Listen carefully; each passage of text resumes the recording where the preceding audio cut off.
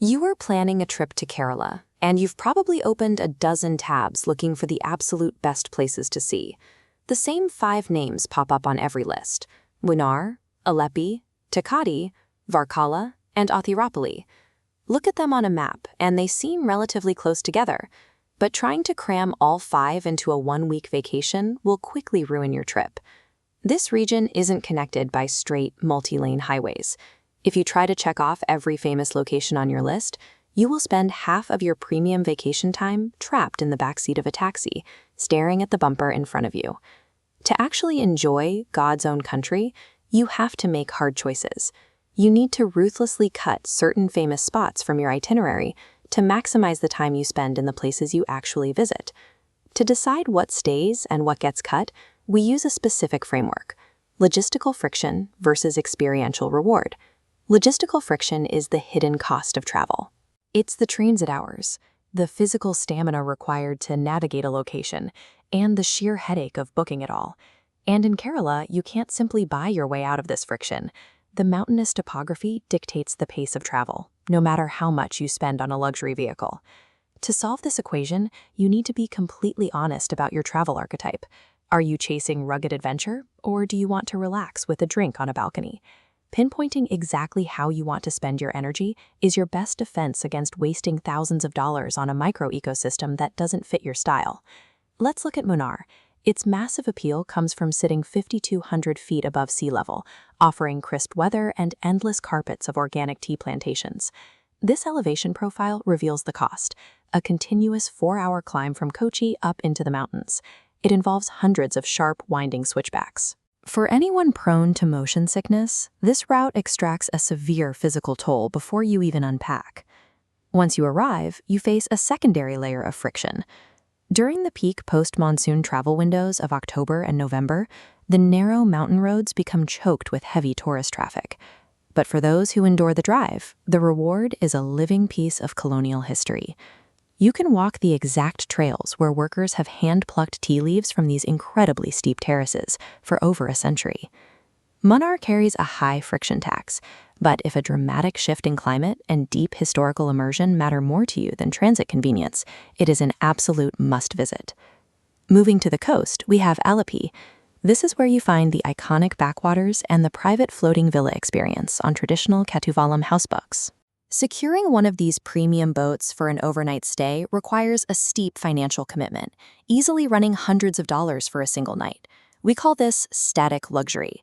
You get a dedicated chef and a beautiful view, but once you board, you are confined to the vessel.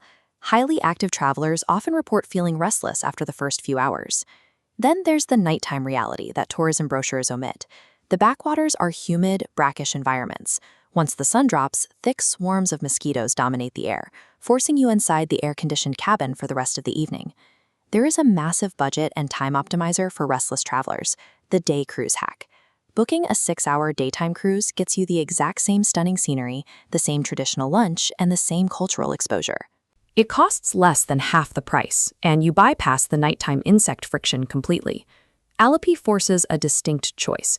You have to decide if the prestige of sleeping on the water is worth the premium, or if a functional, highly efficient day trip better suits your pace. For those willing to put in serious physical effort, we shift to Thekati and the Periyar National Park. This zone requires rigid adherence to ecotourism logistics.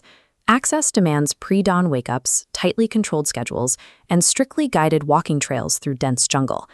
The payoff for that discipline is direct exposure to rare wildlife, like the endangered Nilgiri tar, navigating the rocky, fog-covered slopes in its natural habitat. On the completely opposite end of the spectrum is Varkala, where the jungle is traded for massive red cliffs dropping straight into the Arabian Sea. The friction here is highly physical. You'll navigate steep, poorly lit cliffside pathways, and the hotel infrastructure can be aging and unpredictable. The ocean conditions mirror the rough landscape. These waters are aggressive and chaotic, a sharp contrast to calm swimming beaches at luxury resorts. Both Takati and Varkala act as filters. They punish passive tourists looking for easy comfort, but deeply reward travelers willing to trade pristine amenities for raw, unmanicured environments. Our final location is Athirapalli Falls, which is entirely dictated by your calendar.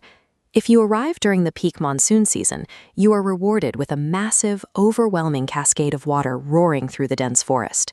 But outside of that June to October window, the reality is stark. The water flow drastically diminishes, reducing a roaring natural wonder to a trickle. If your trip lands in the dry summer months, you need to delete Alleppey from your itinerary immediately to save yourself from wasting a full day of transit. To build your perfect itinerary, we use this quadrant chart. The horizontal axis tracks budget up to luxury, while the vertical axis tracks static relaxation versus active adventure. When plotted by actual logistical friction, clear zones emerge. If you fit the luxury relaxer profile, your path is straightforward. You skip Varkala and Alleppey completely, routing directly from a high-end estate in Munnar straight to a premium overnight houseboat in Alleppey. Conversely, the active optimizer traces a totally different route. They skip the pricey overnight stay, moving from the cliffs of Varkala into a cost-effective Alleppey day cruise, and finishing with early morning jungle hikes in Tekati. Attempting to stitch these two opposing paths together into a single, comprehensive trip is exactly what causes severe vacation burnout. The perfect itinerary requires you to lean heavily into your specific quadrant, rather than trying to conquer the entire map. Treating a geographically complex region like a simple checklist is a guaranteed failure. The success of your trip to Kerala is measured by one metric: the quality of the time you spend standing on solid ground outside of a vehicle. Select 2, maybe 3 ecosystems that perfectly match your travel archetype and abandon the rest of the list without a drop of guilt. True travel luxury isn't about proving you saw everything. It's having the time and the energy to actually experience what you chose to see.